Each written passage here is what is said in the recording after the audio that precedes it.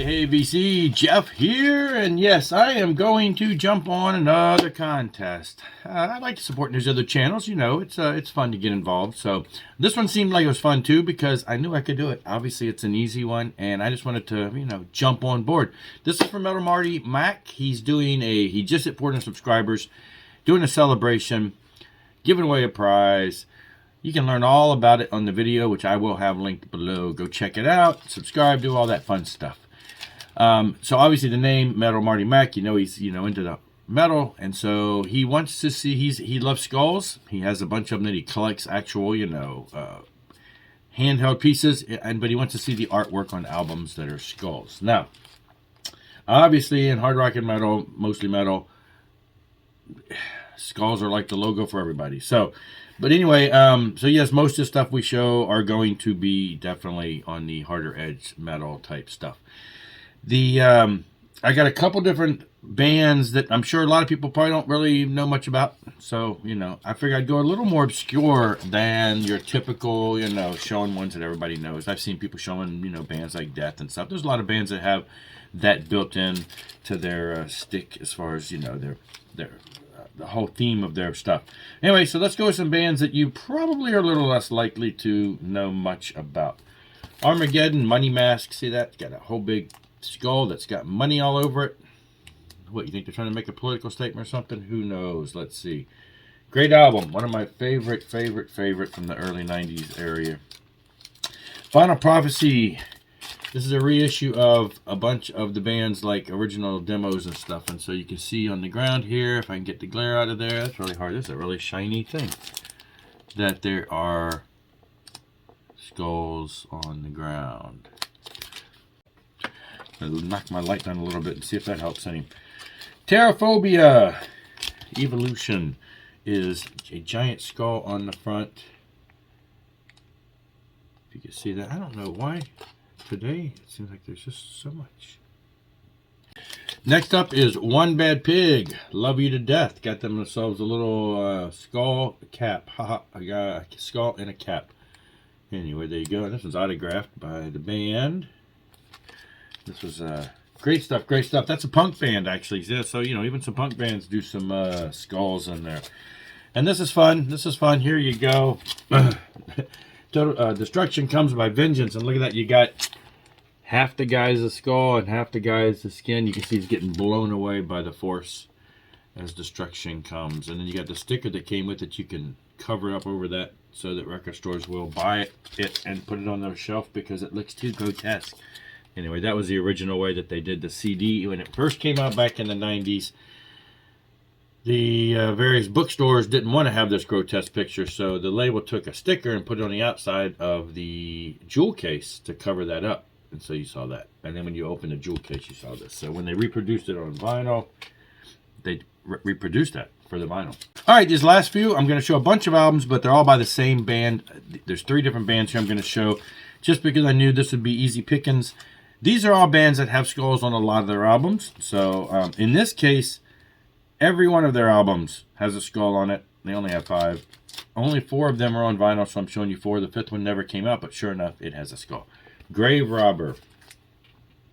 So it's a kind of, you know, horror rock, punk rock band. They wear masks and stuff that look like skeletons and zombies and monster type stuff. So, you know, they got the whole dressing up costume idea, and then they sing horror rock about fun stuff. So kind of like, they sound a lot like the Misfits. Inner Sanctum, got a couple skulls on chains there. Whoa. Exhumed, got a skull on there. Grave Robber. Their most recent album, Escaping the Grave. Grave Robber. Up next is Mortification. Their brutal first album. It's got a bunch of skulls in there that are kind of like demon slime. Looks like it's being spit into the bowels of hell. Hands are dragging it down. You got all these skulls and souls that are going into there. Interesting stuff. Scrolls of the Megaloth. Got a skeleton right on the front there. Looks like he got consumed. Live Planetarium. Kind of interesting. The drums are made of kind of like skulls. And there's little skulls in here. Anyway, got them drawn. Primitive Rhythm Machine. It's kind of supposed to be a demon slash, you know, kind of vampire-ish looking, but, you know, more of a monster skull that has been through the 3 crosses. Killed by one of those blades. Erasing the Goblin.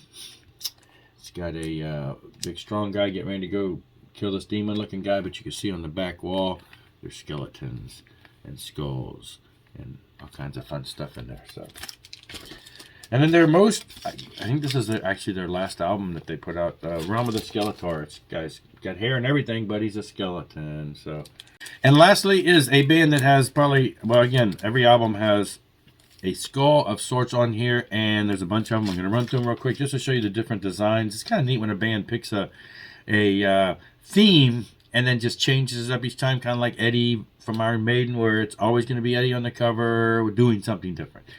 In this case, the band is called Demon Hunter, and their logo slash theme is kind of like a goat's head skull with horns, kind of looking like a demon slash satanic looking critter that, you know, is what people would associate that with.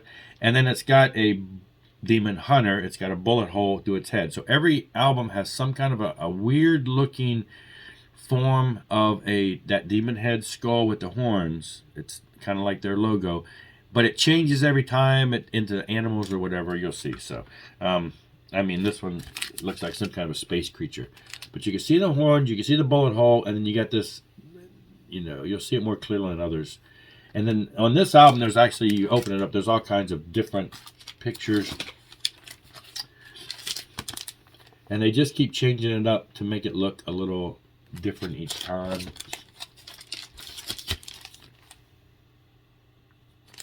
A little more traditional there, but still tweaked a little. So yeah, every one of their albums has some form of that demon skull that has been shot on it. This is their most recent album. It's an acoustic album, so they're playing it like a giant, I don't know, cello, harpish? Yeah, cello, I guess he's playing it. Every one of their albums has that skull on it. Now, their first couple albums have not been released on vinyl. They have it very clearly. And one out of all of those albums that has it on the cover, but when they reissued on vinyl, it did not appear on the cover, was Storm the Gates of Hell. And that is so weird. It is on the cover of the CD and everything, but when they reissued it on vinyl, they did not put it on there. I don't know if it's anywhere. Okay, there's what the logo looks like in general. There you go. Now you've seen it. That's what it looks like on like the first couple albums, and then it just gets distorted from there. But yeah, funny. Just it's kind of raised up. Just Storm the Gates of Hell. But that's it. Metal Marty Mike has reached 400, celebrating. Jump on this contest and submit some skulls. You surely can find something in your collection, right? Link below. I'll be back. Rock on. Rock hard.